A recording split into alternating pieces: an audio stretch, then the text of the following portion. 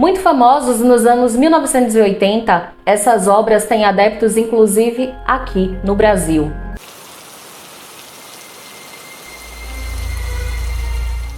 Olá pessoal, eu sou a Van Farias, esse é o seu canal Fatos Macabros. Sejam todos muito bem-vindos, gente.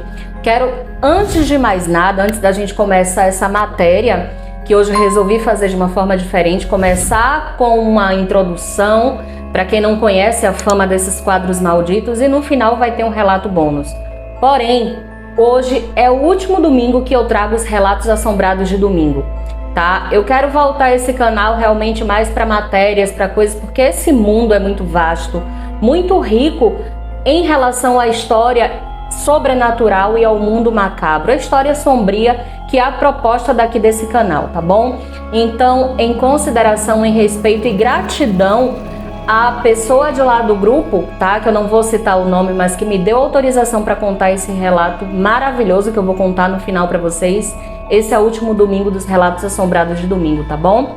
Mas, enfim, vamos ao relato, à matéria e ao relato. A série de 27 telas pintadas pelo italiano Giovanni Bragolin, denominada Quadro das Crianças Chorando, foi um enorme sucesso na Europa dos anos 1950. Vendendo inúmeras cópias, o pintor ficou famoso entre as décadas de 1970 e 1980, com seus quadros se espalhando ao redor do mundo. Entretanto, algo muito macabro envolvia essas obras. As pinturas mostravam crianças pobres com belas feições e lágrimas nos olhos.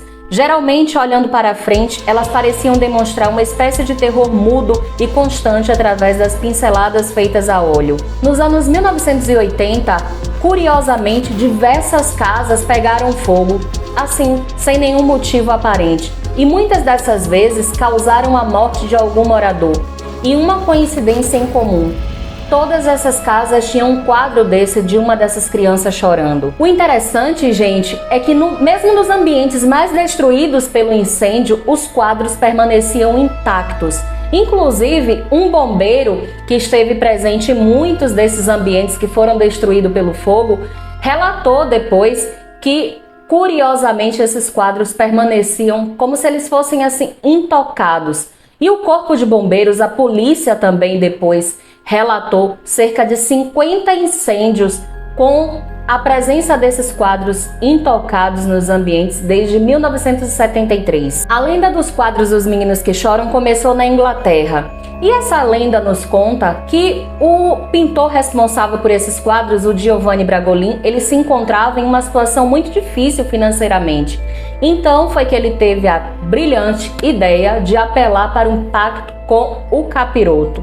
Só que ele, cara muito esperto, muito safo, ao invés de oferecer em troca a sua própria alma, ele ofereceu a alma daqueles que comprassem as suas obras. Dizem que na noite do pacto, o Giovanni ele teve um sonho onde 28 crianças eram torturadas e sacrificadas em um tipo de ritual, e elas choravam muito e pediam clemência. No dia seguinte, então, inspiradíssimo, claro, né?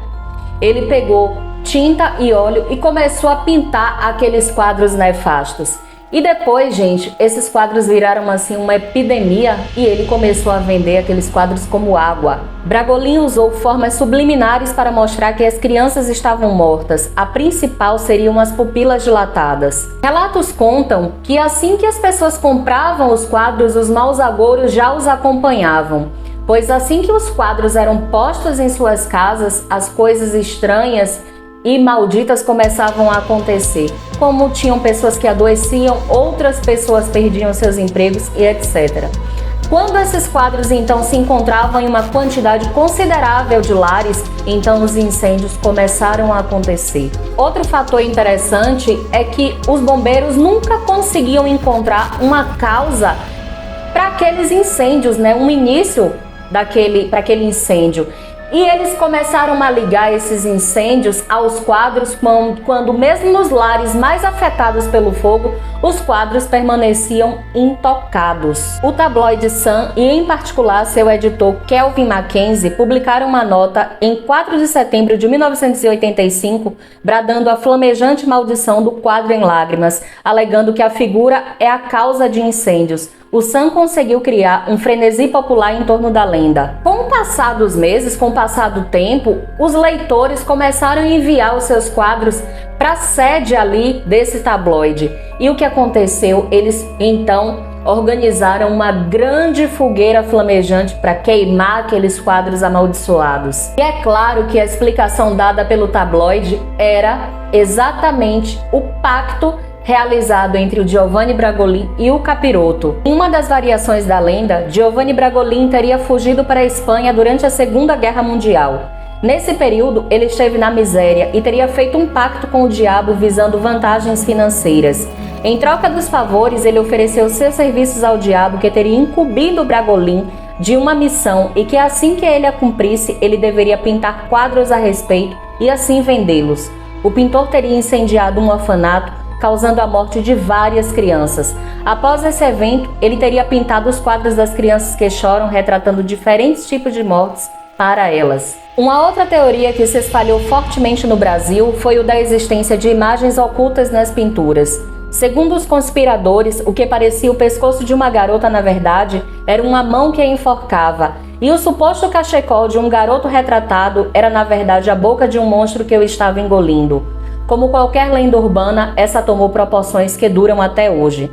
Porém, claro, né, gente, que existem aqueles que são céticos, existem aquelas pessoas que não acreditam nessas lendas de pacto com Lúcifer, etc. Há quem fale lá na Inglaterra que lá nos anos 1980, quando os quadros eles eram impressos, eles não incendiavam devido à alta densidade do material com o qual eles eram impressos e por isso o fogo não atingia os quadros. Outra coisa que tornava toda essa lenda ainda mais suspeita era o fato da grande rivalidade entre os jornais The Sun e o Daily Mirror, que eles rivalizavam, né? Eles tinham uma certa disputa, na verdade uma grande disputa. Então, soltar notícias sensacionalistas era uma grande arma para atrair o público. E agora, depois de contada toda essa história, vamos ao relato. Quem nos conta esse relato é uma moça de lá do grupo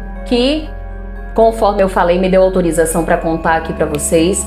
E ela nos conta que lá na infância delas, a avós dela tinham esse quadro, o qual ela morria de medo. A avó paterna dela deixava esse quadro pendurado na parede da escada que dava para os quartos. Certa noite, então, ela estava subindo as escadas para dormir, quando ela olhou para aquele quadro e ela viu aquele garotinho sorrindo e acompanhando com os olhos. No dia seguinte, ela então retirou esse quadro da parede, colocou ele lá no quartinho da bagunça e saiu para fazer algumas compras.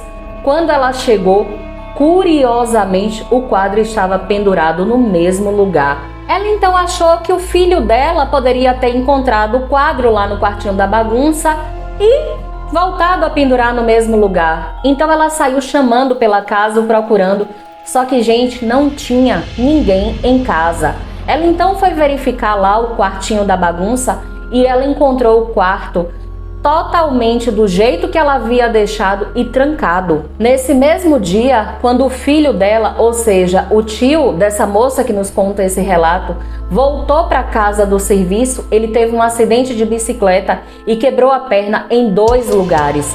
Depois disso foi que a avó dela resolveu tirar o quadro e queimá-lo. E ela finaliza esse relato nos falando que enquanto aquele quadro pegava fogo, a avó dela escutou o choro da criança. E aí, gente, o que é que vocês acham? Eu lembro que na casa da minha avó paterna tinha um quadro desses e era sinistro. Não somente eu, como todo mundo tinha medo. Eu particularmente acho uma coisa assim de péssimo gosto, né? Quadro, né? Criança chorando. Eu não vejo beleza, né, nesses quadros. Quero saber qual a opinião de vocês. Mera lenda? Realmente existe aí uma ligação? Pintor, capiroto? O que é que vocês acham? Qual a opinião de vocês? E é isso, gente. Eu encerro por aqui hoje esse quadro dos domingos, Relatos Assombrados de Domingo, tá? Mas terça-feira, com fé em Deus, estarei aqui novamente com mais uma matéria sensacional para vocês. Não esquece, gente, de se inscrever no canal, ativar o sininho de notificações, deixar o like ou dislike, tá tudo certo. beleza?